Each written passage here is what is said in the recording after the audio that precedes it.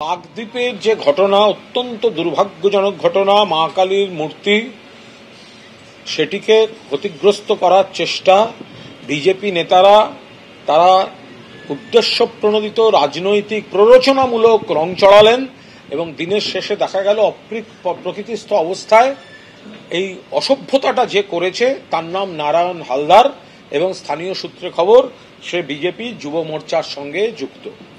এখন সে অপ্রকৃতিস্থ অবস্থায় করে বসে আছে, নাকি বিজেপির কেউ শিখিয়েছে যে এগুলো করো তাহলে আমরা ওখানে হিন্দু হিন্দু রাজনীতি করতে পারবো, মা কালীকে নিয়ে রাজনীতি করতে পারবো।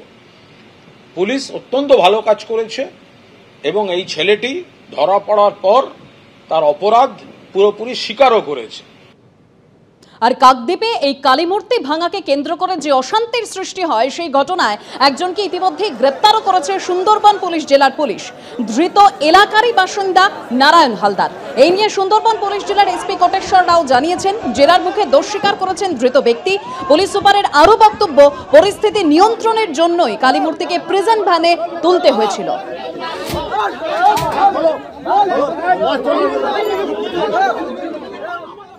কোনো বিজেপির লোক নয়, যারা ভাঙচুর করেছে তারা তৃণমূল কংগ্রেসের লোক। অতএব আমরা পরিষ্কার বলছি, নারায়ণ হালদারকেও যে গ্রেপ্তার করেছে সেটা পুলিশের একটা সাজানো ঘটনা। আসল অপরাধীদের আড়াল করবার জন্য এই জিনিস করা হয়েছে। এসএসকেমে নাবালিকাকে যৌন হেনস্থার অভিযোগ উঠেছে, আর সেই অভিযোগে গ্রেফতার করা হয়েছে এনআরএস এর এক নিরাপত্তা রক্ষীকে। সরকারি হাসপাতালে রক্ষকই ভক্ষক, ফের প্রশ্নের মুখে পড়েছে সরকারি হাসপাতালের নিরাপত্তা। যেটা জানা যাচ্ছে যে এই ঘটনায় অর্থাৎ এসএসকেমের ঘটনায় রিপোর্ট তলব করলো স্বাস্থ্য দপ্তর। এ সম্পর্কে আরো বিস্তারিত জানবো, ঝিলাম করঞ্চাই টেলিফোনে রয়েছেন আমাদের সঙ্গে।